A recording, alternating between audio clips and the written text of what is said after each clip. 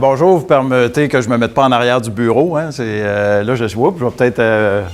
je veux pas briser ton champ de caméra, je me promène, c'est ça le problème. Mon père est un enseignant, j'espère, qui m'a donné un petit peu de gêne. Je ne suis pas habitué nécessairement à parler devant des classes. Quoi qu'il y a des enseignantes du primaire qui m'emmènent souvent à parler devant des élèves de 6e année pour parler de mon rôle de député. Souvent, quand ils font un voyage à Ottawa au Parlement, on me demande de venir parler de mon expérience. Inquiétez-vous pas, je ne dirai pas les mêmes choses aujourd'hui devant vous.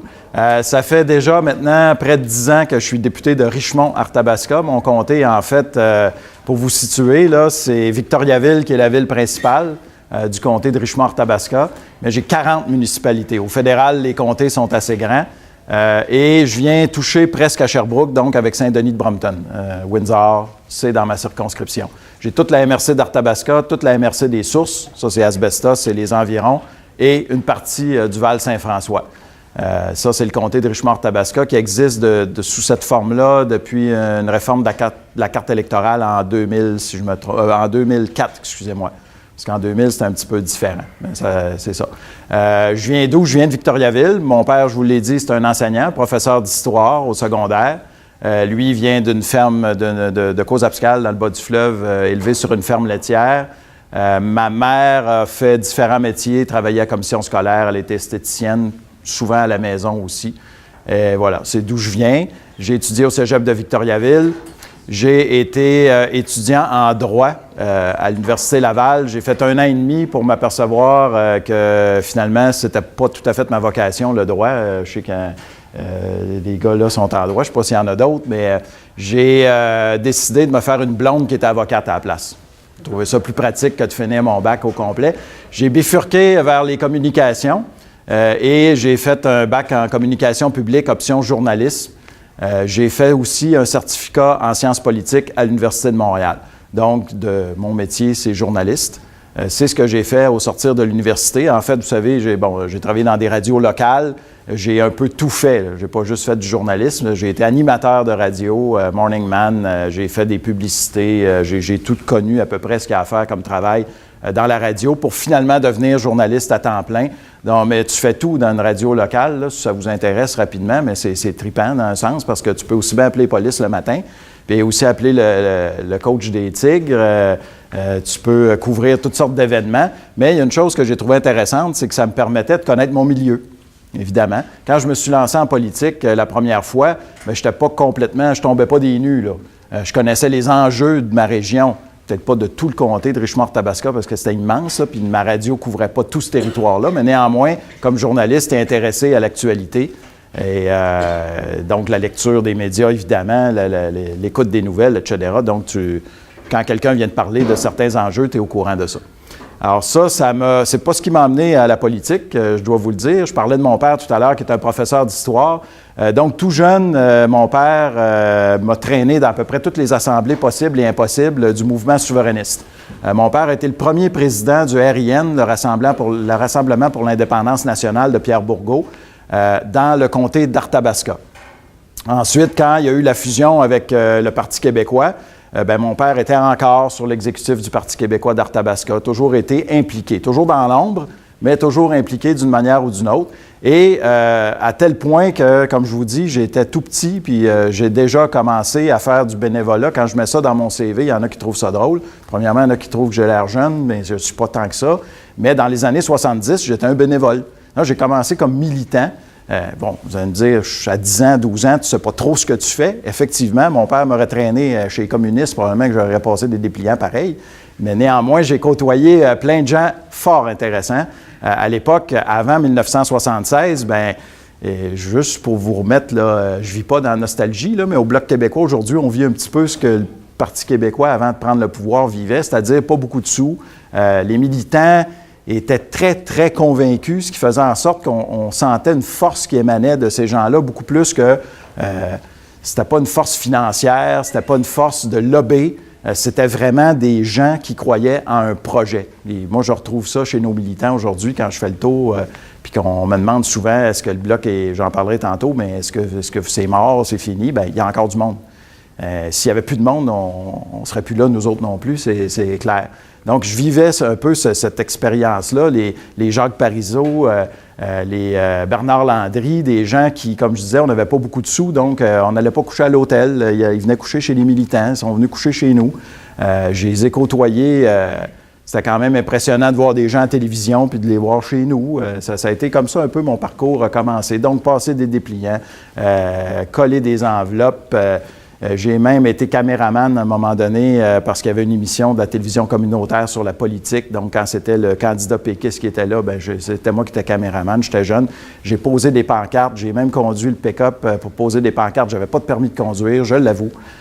J'ai même été membre du Parti québécois avant l'âge requis. J'avais fait des affaires illégales, mais qui étaient quand même pas trop graves, pour la bonne cause. Ça, c'est mon père qui m'avait pris une carte de membre. Je n'ai pas voté à des courses à chefferie, rien de ça avec ça, mais néanmoins, j'étais déjà très intéressé. Ça a commencé comme ça. Ce qui ne m'a pas non plus nécessairement destiné à moi-même devenir un politicien, puisque le journalisme m'intéressait beaucoup. Qui dit journaliste dit, vous allez me dire peut-être quand vous voyez les nouvelles aujourd'hui que ce que je dis là, c'est de la foutaise, mais qui dit journaliste dit objectivité quand même. J'étais donc neutre, même si j'avais mes opinions personnelles, bien sûr, puis que je votais. Ce qui est arrivé, c'est beaucoup l'avènement du Bloc québécois. Vous savez qu'en 1993, il y avait une élection. Le Bloc était créé depuis 1990 avec Lucien Bouchard, d'autres députés du Parti conservateur, dont mon collègue Louis Plamondon, qui est le doyen de la Chambre des communes, et Jean Lapierre était là, chez les libéraux. Il y avait un autre libéral, Rochelot, aussi. Donc, ils ont créé le Bloc québécois à ce moment-là. Ils étaient 8. Et de fil en aiguille, on le sait, je ne vous apprendrai pas, là, je ne ferai pas un cours d'histoire aujourd'hui, mais en 1993, le Bloc québécois a formé l'opposition officielle. Et le candidat du Bloc québécois dans ma circonscription, qui était à l'époque Lotte Binière, en 1993, mon père encore, lui, travaillait comme bénévole à cette campagne-là. Et quand le candidat était élu député, il cherchait un adjoint, entre autres, un attaché politique. Et mon père a suggéré que j'avais peut-être les capacités pour avoir cet emploi-là. Fait que la plug, ça a fonctionné. Mon père me plaçait là. Et j'avais un intérêt, évidemment, j'ai toujours eu un intérêt. Comme je vous ai dit, j'ai étudié non seulement en communication, mais aussi en sciences politiques. Donc, pour moi, c'était de faire le saut. De l'autre bord de la clôture, oui, mais de faire une participation plus proactive, je dirais, qu'être un simple observateur. Et j'adorais ce travail-là d'attaché politique. Et c'est curieux parce qu'on parle beaucoup de cynisme en politique, puis c'est vrai que quand tu n'as pas affaire à un député, tu n'as pas de dossier nécessairement à régler ou tu n'es pas nécessairement au courant de ce que peut faire un député. Et là, c'est là que moi-même, même si j'étais journaliste, même si j'avais côtoyé beaucoup de députés dans ma vie, j'ai constaté comme adjoint qu'en faisant quelques coups de téléphone, on avait quand même des lignes prioritaires pour les bureaux de députés, on pouvait régler plein de dossiers. C'est du concret. Pour vrai, on pouvait aider des gens. Alors, j'ai dit, c'est quand même intéressant comme travail. J'aimais beaucoup ça. C'est très diversifié aussi. Tu peux avoir quelqu'un qui s'était fait saisir son auto aux douanes. Puis là, il t'appelait, il disait, tu sais, le gars, il jouait au hockey pour une ligne professionnelle aux États-Unis. Il achète l'auto à Détroit, il s'en vient voir sa famille, il oublie de déclarer ça, tu sais, vraiment des choses, là. Puis, évidemment, tu avais des fameux cas de chômage, tu avais des cas... depuis que je suis député, j'ai eu des dossiers. Quand le tsunami est arrivé en Thaïlande, j'avais des gens de ma circonscription qui étaient pris là. Plus d'argent, plus de passeport, blessés. Il faut faire quelque chose. Là, on apprend finalement qu'on peut faire des choses, pour aider les gens. Encore là, je n'étais pas parti pour être député moi-même. J'aimais ce travail-là, un travail qui était plus dans l'ombre, mais de ne pas nécessairement être la face dans le carreau, ça ne me dérangeait pas. Par contre, mon lien d'emploi s'est terminé après le référendum de 1995 avec ce député-là.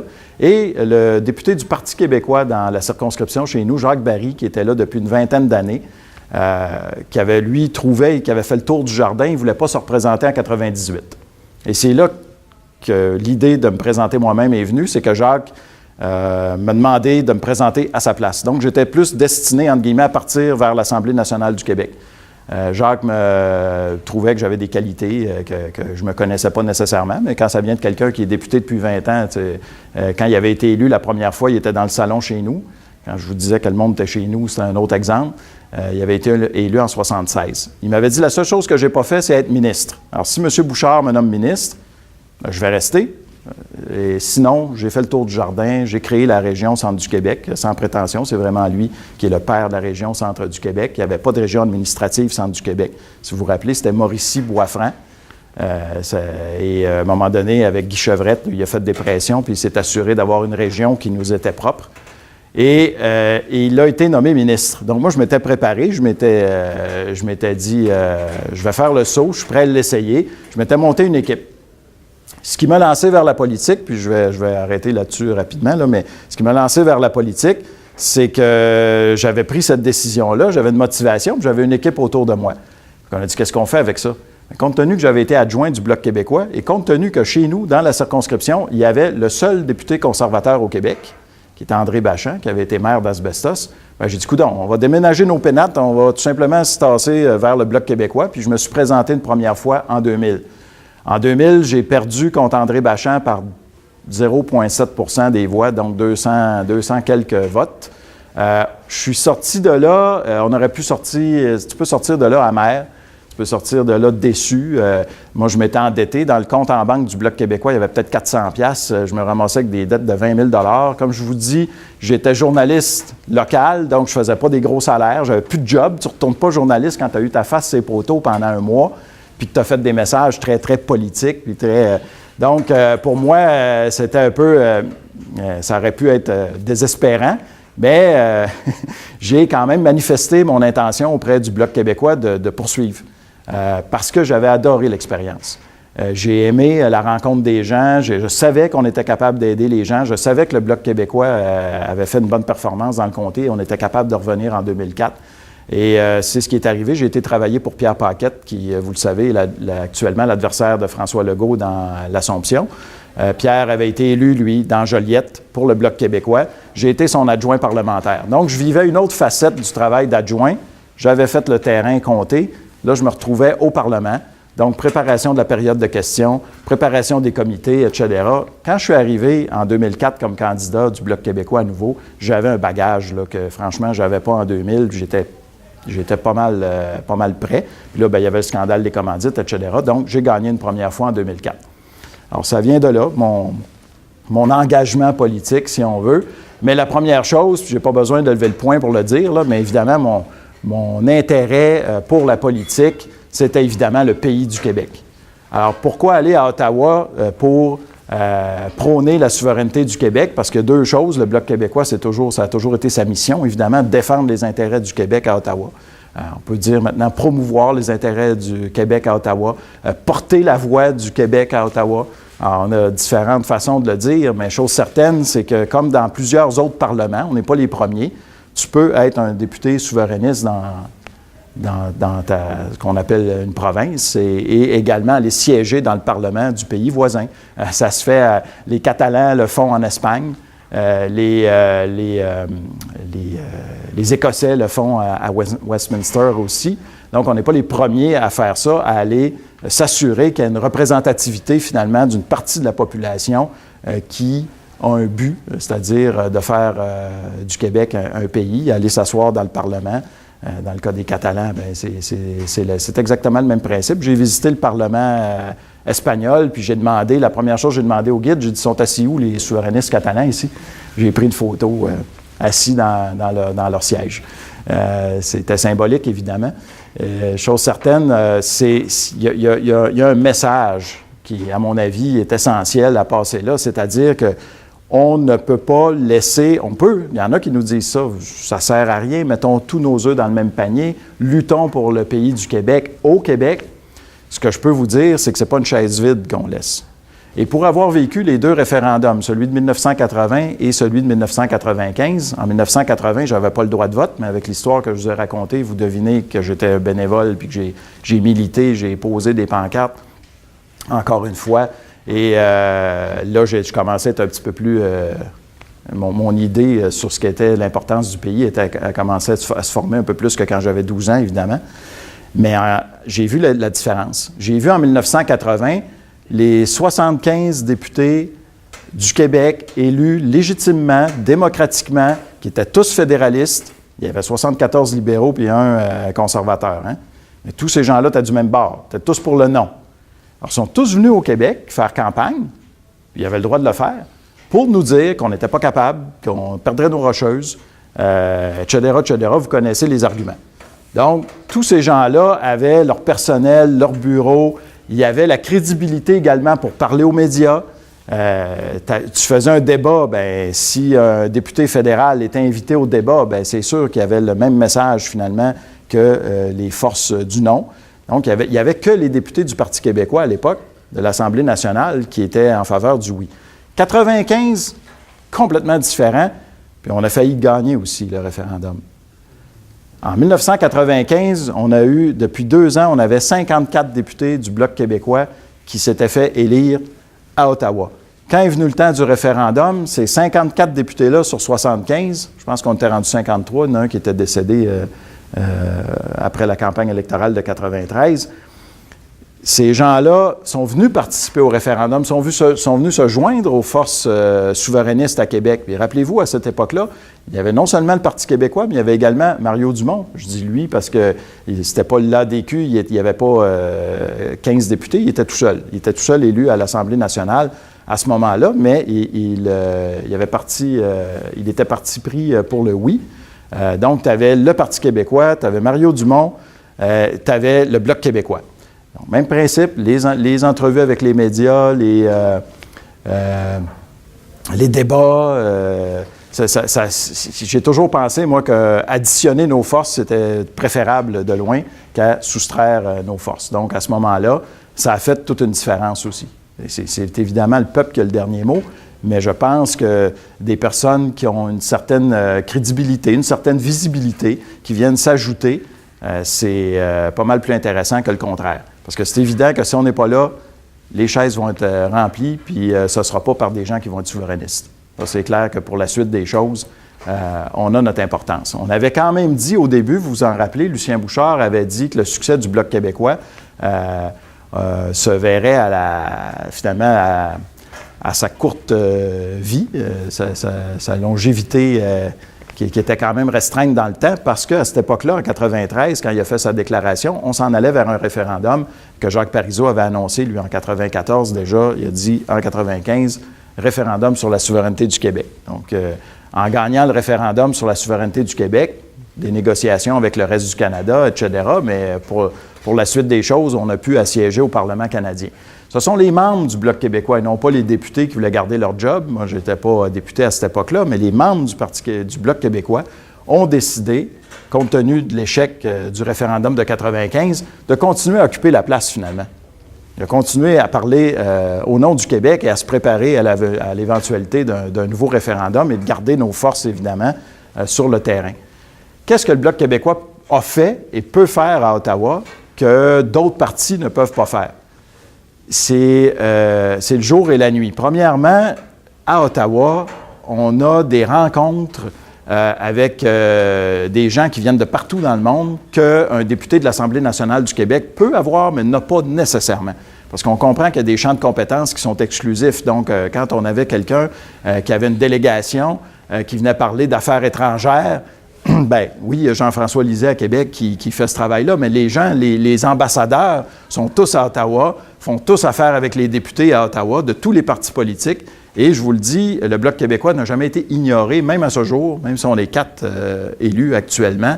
Des ambassadeurs, c'est des diplomates. Hein? Quand tu dis diplomatie, c'est qu'ils savent qu'il y a une force quand même qui émane du Québec qui est différente.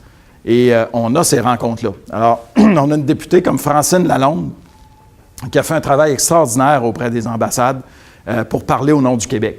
Parce que le message n'est évidemment pas le même. Quand vient le temps de parler de la réalité québécoise, bien, quand il parle à un député, ministre ou même premier ministre qui vient de Calgary ou de la Saskatchewan ou de l'Ontario ou même du Québec, mais qui a sa vision de ce que doit être le Québec puis qui vient de l'expliquer à quelqu'un qui vient du Chili, bien, ce n'est pas du tout le même message qu'un souverainiste québécois va aller, évidemment, transmettre à ces mêmes gens-là. Un exemple que je peux vous donner, qui est toujours les meilleurs exemples, c'est ceux qu'on a vécu soi-même. J'ai été longtemps porte-parole en matière d'agriculture et j'étais vice-président du comité de l'agriculture à la Chambre des communes. Et j'ai participé à diverses délégations avec le ministre de l'Agriculture. Et à ma grande surprise, je ne savais pas tout le temps comment ça fonctionnait, les négociations à l'Organisation mondiale du commerce, mais on avait des rencontres avec des ministres de l'Agriculture et leur entourage dans le processus de négociation. Ministre de l'Agriculture du Japon, de la Norvège, de la Suisse se réunissaient avec le ministre de l'Agriculture du Canada, avec les délégations. Donc, moi, j'avais accès, à titre de membre de la délégation canadienne, à ces réunions-là. À une de ces réunions-là où j'étais, je savais que le ministre de l'Agriculture du Québec, qui à l'époque était Yvon Vallière, qui a été député de Richmond pendant 30 quelques années, il était là, mais il était dans le corridor. Pourquoi il était dans le corridor? Parce qu'il était représentant d'une région. C'est comme ça que ça a été présenté. Donc, moi, simple député, j'avais accès à... Je parlais avec le ministre de l'Agriculture du Japon. Je ne parle pas japonais, mais on avait des traducteurs qui étaient présents. Et le ministre du Québec, celui qui me représentait, dans le fond, même si c'était un libéral, c'était mon ministre de l'Agriculture, n'avait même pas le droit de participer à cette réunion-là. Ça ne veut pas dire que jamais qu'il a pu rencontrer des ministres. Ce que je veux dire, c'est que la pertinence quand on parle d'être assis à la table des nations, quand on parle d'un dialogue qu'on veut mener d'égal à égal avec les autres pays, il me semble que là, j'avais une démonstration des plus éloquentes à quel point le Québec, finalement, n'avait pas sa place. C'était un ministre de l'Agriculture de la Saskatchewan qui parlait en notre nom. Oui, il y a certains dossiers qui nous étaient communs, puis que quand Jerry Ritz parlait, ou à l'époque c'était peut-être Chuck Stroll, mais quand il parlait aux autres ministres, on pouvait se reconnaître dans ces demandes ou ces revendications-là qu'il pouvait porter ou ces messages-là, mais dans bien des cas, ce n'était pas le message, évidemment, qui venait du gouvernement du Québec. Et à maintes reprises, ça fait 10 ans que je suis député, à maintes reprises, des motions unanimes de l'Assemblée nationale du Québec, ce qui veut dire autant poussées par le Parti québécois que les libéraux, que la CAQ, que Québec solidaire, tous les gens qui siègent à l'Assemblée nationale. Par exemple, un exemple que je vous donne sur le 4 milliards de dollars qui a été accordé à Terre-Neuve pour développer son hydroélectricité vers les États-Unis, bien, Québec a dit, vous ne pouvez pas faire ça. Parce que, avec l'argent de nos impôts, de nos contribuables, il va y avoir 1 milliard de dollars qui va partir, qui va s'en aller à Terre-Neuve. Nous, on n'a rien contre le fait que Terre-Neuve développe son hydroélectricité, qu'ils puissent exporter leur hydroélectricité. Le problème qu'on a, c'est que le gouvernement fédéral paie pour ça, donc nous, avec l'argent de nos impôts, alors qu'Hydro-Québec, on l'a développé et payé à même nos impôts. Il n'y a pas un sou qui est venu de Terre-Neuve, il n'y a pas un sou qui est venu de l'île du Prince-Édouard, il n'y a pas un sou qui est venu de l'Alberta pour développer l'hydroélectricité au Québec. Donc, c'est une concurrence déloyale envers le Québec, et c'est ce qu'a déterminé l'Assemblée nationale du Québec. Donc, nous, même si on est seulement 4 à la Chambre des communes, on a porté, quand je dis porter la voix du Québec, là, on a porté ce message-là en période de questions, en discours pendant la motion, parce que c'était sous forme de motion qu'était présenté ce projet-là, pour dénoncer ce prêt-là de 4 milliards de dollars à Terre-Neuve. Tous les autres partis politiques étaient unis contre la position du Québec, incluant les députés québécois du NPD, sous prétexte que c'était bon pour l'environnement. En tout cas, ils nous en ont sorti des vertes et des pas mûres. Surtout, ce qui était quand même rigolo, c'est que la chef du NPD de Terre-Neuve et Labrador n'était pas sûre qu'elle était pour le projet pour des raisons d'impact environnementaux. Alors, c'était quand même ironique de voir le NPD, parce qu'on sait qu'eux autres, ils fonctionnent tous ensemble. Hein, quand ils sont dans les provinces, tu es membre du NPD, tu es membre du NPD au fédéral, province. Je me demande même s'ils n'ont pas dans les municipalités, s'il n'y a pas des membres du NPD également. Donc, c'était assez ironique d'entendre ça, mais en même temps, c'est toujours difficile pour un Québécois d'entendre d'autres Québécois, finalement, dire que c'est toujours Ottawa knows best. C'est bon pour Terre-Neuve, on n'a pas le choix, parce que Thomas Mulcair va être premier ministre du Canada. Donc, il faut se mettre à genoux, puis même à plat ventre dans bien des cas. Quand il y a eu les contrats pour les navires de 33 milliards de dollars, il y a 3 chantiers navals au Canada qui étaient capables de remplir ces contrats-là. Il y en a un à Halifax, Il y en a un à Lévis, au Québec, avec 1500 emplois qui sont là, puis il y en a un à Vancouver. Par toutes sortes en tout cas, je ne sais pas, moi, je n'étais pas dans le secret des dieux concernant les contrats qui allaient être accordés, mais il me semble qu'un gouvernement responsable aurait très bien pu dire il y a 3 chantiers navals dans tout le pays. Alors, ce qu'on va faire, c'est qu'on va répartir aux 3 selon leur capacité ce qui peut être offert. La décision a été qu'il y en a 2 sur 3 qui l'ont eu. Je vous le donne en mille, lequel, évidemment, n'a pas eu de contrat. C'est le chantier Davie à Lévis.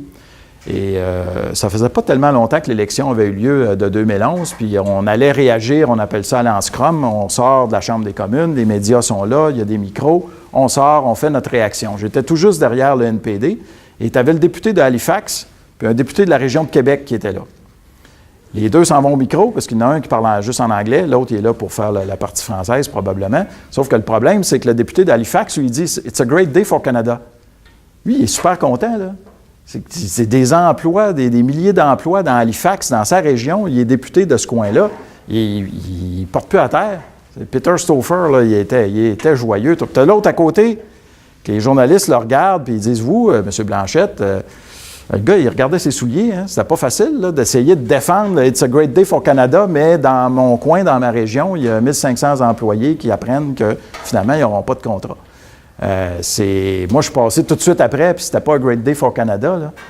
Et j'avais l'impression, moi en tout cas, de porter beaucoup plus le message du Québec que ne peuvent le faire les autres qui ont des considérations, qui sont obligés de penser, évidemment, dans l'ensemble du Canada. Ils appellent ça coast to coast, mais c'est le cas.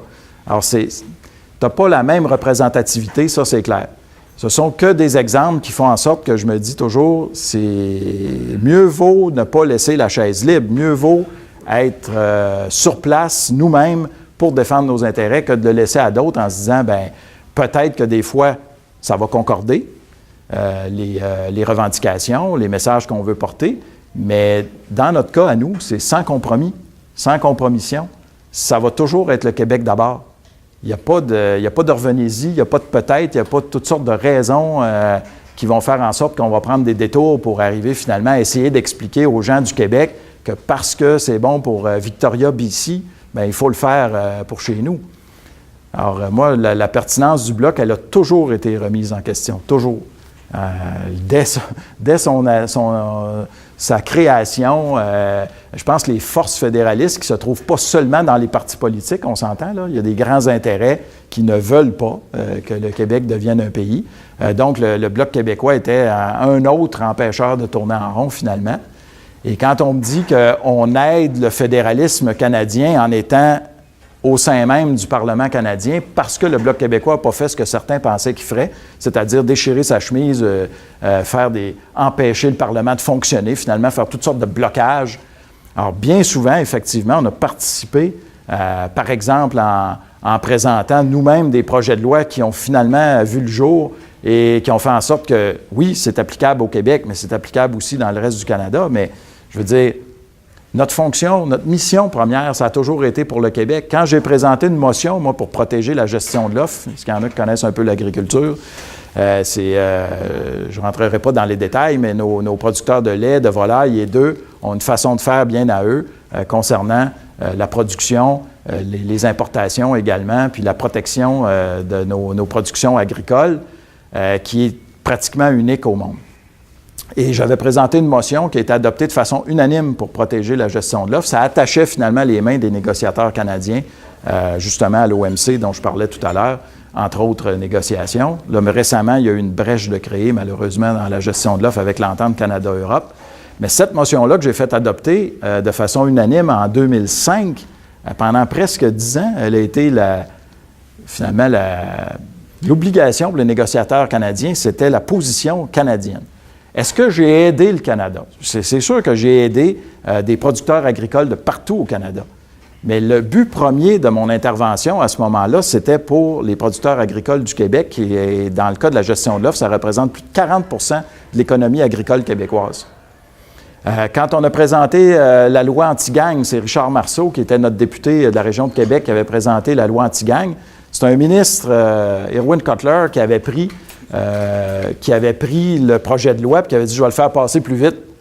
Fait qu'on a collaboré ensemble pour faire en sorte, mais c'est une réalisation du Bloc québécois qui, oui, certes, a aidé ailleurs également, mais nous, notre fonction première, notre mission première, ça a toujours été pour le Québec. Je pense pas que ça nuit, au Québec et je pense pas que ça aide le fédéralisme que de faire passer des projets de loi qui, de toute façon, vont venir aider le Québec. Alors, c'est pas le fédéralisme que t'aide quand tu as une loi qui vient intervenir dans certains dossiers. C'est beaucoup plus de dire, bien, il y a une particularité au Québec qu'on va défendre, puis qu'on va porter, qu'on va transformer en projet de loi ou en motion, puis qu'on va faire adopter au Parlement canadien, parce que de toute façon, on est là. Et si on ne le fait pas, bien, probablement que personne d'autre va le faire. La motion sur la gestion de l'offre dont je vous ai parlé, il n'y a personne qui avait présenté ça. Moi, je pense que c'est une façon détournée de dire qu'il y a bien des gens qui espèrent qu'on laisse la place, sachant très bien que ce ne sera pas des députés souverainistes qui vont s'installer à Ottawa. Puis là, je pense que pour eux, ça va être beaucoup plus harmonieux, même si, évidemment, les différents partis politiques n'ont pas la même notion dans bien des dossiers. Alors, ça fait un peu le tour je suis parti de mon enfance, je suis arrivé là où je suis aujourd'hui. On est 4 députés maintenant. Est-ce que ça me décourage, avant de répondre à vos questions? Celle-là, je me fais poser souvent. C'est sûr, quand on est arrivé en 2011, là, ça a été tout un choc. Dans les sondages, M. Duceppe était le politicien le plus aimé au Québec. C'était un chef...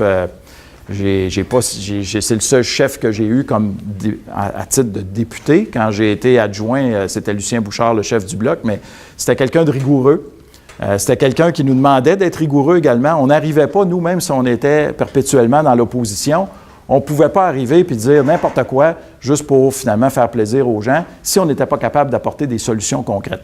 Si on n'avait pas nous-mêmes la capacité de dire voilà, si on fait ça, on a telle possibilité de le faire pour telle raison et l'argent, on peut le prendre à telle place. Ça, c'était clair qu'on n'arrivait pas avec n'importe quoi dans nos dossiers respectifs. Si vous avez déjà vu Gilles Duceppe en personne, quand il te regardait avec ses yeux bleus acier, puis qu'il n'était pas de bonne humeur, t'étais mieux de faire tes devoirs, comme il disait. Alors, c'était pas quelqu'un qui était colérique, mais c'était quelqu'un qui était très rigoureux. Donc, ça a été un choc, évidemment, après 2011. Les gens ont fait un choix à ce moment-là. Quand on a fait notre post-mortem, on s'est demandé est-ce qu'on doit remettre en question l'existence même du Bloc québécois. Puis c'est sûr qu'on se la pose, cette question-là, puis elle est tout à fait légitime. Les gens au Québec, de ce que moi j'ai compris, peut-être vous saurez me dire autre chose, à ce moment-là, pensaient que Jack Layton allait battre Stephen Harper comme premier ministre du Canada. Ce qui n'était pas du tout ce que pensait le reste du Canada, parce que les sondages ne disaient pas ça non plus. C'était Harper qui s'en allait comme premier ministre sans trop de problèmes. C'est ce qui est arrivé, effectivement. Il y a eu la majorité. Et il y avait peut-être une fatigue du message aussi que nous, on portait. En même temps, quand on a commencé à faire la tournée du Québec pour voir si nos militants étaient encore là, parce que ça, c'était important de le savoir, bien, comme je vous ai dit, ils étaient encore là. Et si on avait eu 2-3 % de plus à cette élection-là, puis je dis pas que... je sais que c'est pas un coup de baguette magique, je dis pas que c'était un mauvais sort, je dis pas... Cependant, si on avait eu ces 2-3 % de plus-là, à ce moment-là, on serait 30 députés aujourd'hui. C'est pas les 50 qu'on a déjà eus, mais c'est pas les 4 qu'on est non plus aujourd'hui. Donc, c'est pas en termes de pourcentage de vote qu'on a mangé une volée, parce qu'on a quand même battu les libéraux, on a quand même battu les conservateurs, mais... notre système parlementaire étant ce qu'il est. On a fini 2e dans 43 circonscriptions, mais finir 2e, ça ne te donne pas un comté, ça ne te donne pas un député. Malgré ça, malgré le fait qu'on est 4, malgré le fait que, je peux vous le dire, on ne s'est pas fait faire de cadeaux quand on est rentré à la Chambre des communes après, il n'y a pas personne qui nous a tapé sur l'épaule et dit « Pauvre André, c'est-tu plate? » C'est le contraire. C'est que là, on était là, puis il restait à faire ça, là, pour certains d'entre eux, là. Et je ne vous cacherai pas que ça a été des moments difficiles, parce que quand tu es obligé de négocier pendant 10 minutes avec la whip du NPD, non, tu n'auras pas de chaise dans l'antichambre. L'antichambre, c'est derrière les rideaux. Quand vous voyez au Parlement, vous nous voyez, il y a des rideaux, là. En arrière de ça, il y a un lieu de travail. C'est comme un grand corridor. Il y a des photocopieuses, il y a des tables, il y a des chaises. la Chambre des communes marche beaucoup par précédent. Il n'y a pas des règlements écrits partout, là. Et quand tu es un député d'un parti non reconnu, parce qu'eux ont essayé de nous faire croire qu'on était des indépendants au départ, nous et Mme May, alors qu'on n'était pas des André Arthur, personne. On s'était tous fait élire sous une bannière, même si le parti était non reconnu, parce que ça prend 12 députés pour être reconnu. On était quand même des membres élus sous la couleur du Bloc québécois ou du Parti vert. Mais pour nous, il n'y a pas de place officielle dans l'antichambre. C'est même mesuré avec un gallon. Tu as tant de députés, tu as tant de place dans l'antichambre, puis là, tu as un côté que c'est l'opposition, puis l'autre côté, c'est le pouvoir.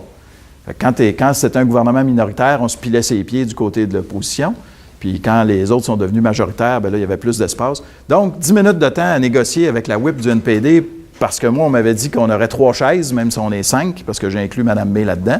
À l'époque, il n'y avait pas d'indépendants. La madame, elle disait que non, on allait s'asseoir dans les airs, je ne sais pas. Tu sais, j'ai dit, hey, là, au salaire qu'on est payé, je ne peux pas croire que vous allez me dire que les Canadiens et Canadiennes, comme vous dites si bien, en ont pour leur argent, qu'on soit en train de négocier pour avoir quelques chaises qu'on puisse s'asseoir. Là. On a quand même le doyen de la Chambre des communes avec nous autres. Là.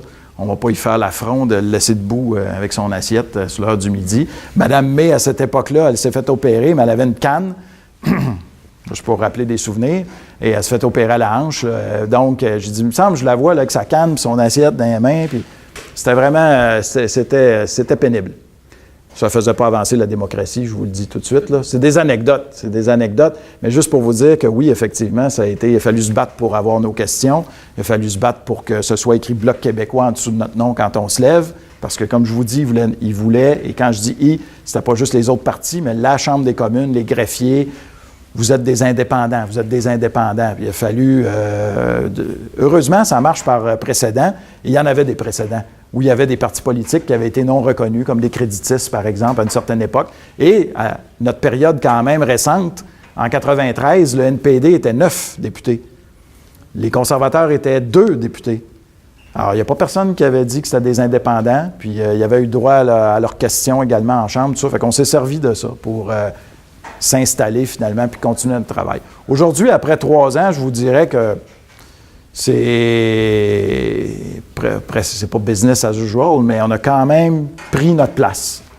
Puis j'ai une très grande fierté quand je me lève debout ou un de mes collègues du Bloc québécois se lève puis qu'on parle encore pour le Québec.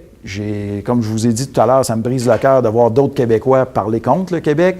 Néanmoins, je me dis, on a notre pertinence. On a notre place. Personne va défendre la langue française, par exemple, comme nous autres, quand on avait présenté un projet de loi pour faire en sorte que les institutions fédérales, on en parle dans la campagne actuelle, les entreprises sous juridiction fédérale au Québec respectent la loi 101. Encore aujourd'hui, dans les banques, dans une station de radio, par exemple, ils n'ont pas à respecter la loi 101. Et le NPD est arrivé avec un projet de loi complètement édulcoré, qui n'était pas du tout le projet de loi que nous, on avait présenté. Certains auraient pu dire, bien, c'est un pas en avant. Tu sais, ça demandait de respecter la langue française, mais ça donnait toute la latitude au premier ministre, donc à Stephen Harper aujourd'hui, pour mettre des exceptions à ce projet de loi-là. Je sais qu'à une certaine époque, le Bloc québécois, on aurait probablement voté en faveur de ce projet de loi-là en se disant, bien, c'est mieux que rien. Bien là, c'est fini les compromis, comme je vous ai dit, puis les compromissions en ce qui concerne le Québec. Je ne dis pas plus jamais aucun compromis sur rien. Et on a voté contre ce projet de loi-là. Et là aussi, j'étais très fier de me tenir debout pour le Québec, même si on n'était pas nombreux. Quand on a présenté un projet de loi pour dire que la loi sur la clarté n'avait plus sa raison d'être, la loi de Stéphane Dion, bien encore là, sans surprise, quoi qu'on est allé chercher un député du NPD avec ça, par exemple, sans surprise, les autres députés, même les Québécois, même si je sais pertinemment qu'il y a des souverainistes actuellement qui sont au sein du NPD, par la force des choses, ils se voient peut-être avec une limousine un de ces jours, ils ont voté pour garder la loi sur la clarté. La loi sur la clarté, c'est une tutelle. C'est une tutelle sur le Québec. Nous, ce qu'on dit, que les gens votent oui ou votent non à un référendum sur l'avenir du Québec, c'est tout à fait légitime. Puis si c'est le non qui l'emporte, c'est le non qui l'emporte. On vit dans une démocratie. Cependant, les Québécois qui sont là puis qui ont dit on accepte de garder la loi sur la clarté de Stéphane Dion, bien, moi, à mon sens, ils ne représentent pas une bonne partie des Québécois et des Québécoises. Puis même, n'oubliez pas là, que même les fédéralistes au Québec Jean Charest, tous ceux qui sont passés à l'Assemblée nationale du Québec ont toujours dit que c'était au Québec, au peuple québécois lui-même et tout seul à décider de son avenir, et non pas au Canada venir nous dire quoi faire. Le NPD a non seulement voté en faveur je ne veux pas m'acharner juste sur eux autres, mais c'est juste pour vous dire, je vais terminer avec cet exemple-là, mais le NPD a non seulement voté en faveur de conserver la loi sur la clarté, mais en plus de ça, ils ont présenté leur propre projet de loi sur la clarté, dans lequel, oui, ils acceptent le 50% plus 1, merci beaucoup, mais ils proposent des questions qui seraient des bonnes questions à poser. C'est pas un parti fédéral sur la scène fédérale de décider quelle sera la bonne question à poser lors d'un éventuel choix sur notre avenir. C'est aux Québécois et aux Québécoises par son Assemblée nationale. Alors moi, je sens que j'ai encore ma place quand je me lève, que je dénonce ou que je propose ou que je présente des positions qui émanent du peuple québécois. Alors, ça fait le tour. Si vous avez des questions, ça me fait plaisir de vous répondre.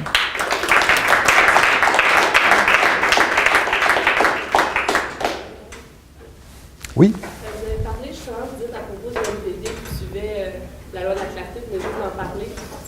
C'est forcément, j'imagine, probablement, en fait, une ligne de parti. Je veux savoir, vous, votre ligne de parti, à 4 députés, c'est vraiment forte ou vous êtes plus faire, si vous voulez, malgré que vous avez forcément les mêmes opinions pour représenter les Québécois, là.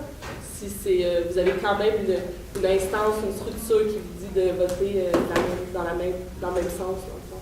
En fait, on a toujours fonctionné, quand je suis arrivé au Bloc québécois, on me parlait souvent de ça, la fameuse ligne de parti. Il faut comprendre comment un parti politique va prendre ces décisions-là.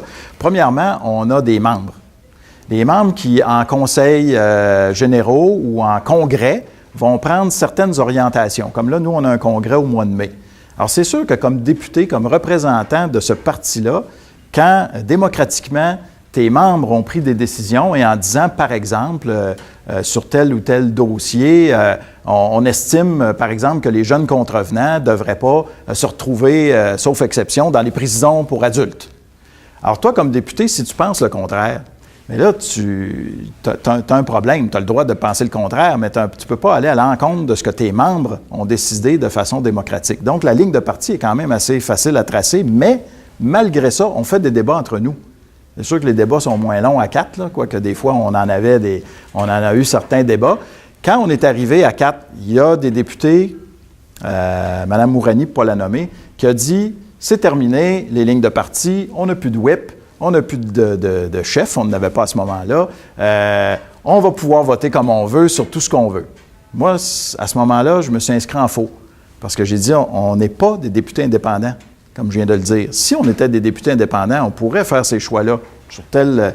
Alors, il faut continuer ce qu'on a toujours fait, respecter ce que nos membres ont décidé et respecter nous-mêmes nos propres positions qu'on a prises depuis qu'on est là. Ce qui ne veut pas dire de ne pas changer d'idée sur rien, par exemple. Mais il faut faire ça en concordance avec, finalement, ce que nos membres veulent. Puis, selon ce qu'on... si un d'entre nous décide que ça prend de l'éthanol partout, il faut mettre du blé d'Inde partout au Québec pour faire de l'éthanol parce que, tout à coup, on triple là-dessus, bien là, les autres vont dire hey, « Le Bloc québécois n'a jamais été pour ça, là. » Il y a une discussion à faire avant d'en arriver à une position. Mais la ligne de parti du NPD, bien, c'était, dans le cas de la loi sur la clarté, c'était très, très clair de la part de Thomas Mulcair, mais quand Claude Patry a décidé de quitter le NPD, au départ, lui, son idée, c'était de voter pour mon projet de loi qui finalement abolissait la loi sur la clarté. Mais c'était pas nécessairement de se joindre au Bloc au départ. Mais quand il a vu la tournure des événements à un moment donné, puis qu'il a dit « Moi, je peux pas me regarder dans le miroir puis voter contre le Québec », il a trouvé qu'il se reconnaissait plus au Bloc québécois, finalement.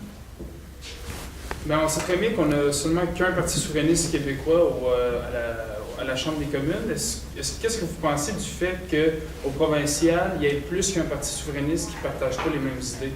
Est-ce que vous pensez que ça nous met les bâtons dans les roues ou ça fait simplement amener un débat qui amène plus de voix à la souveraineté ou ainsi de suite. Qu'est-ce que vous pensez de ça?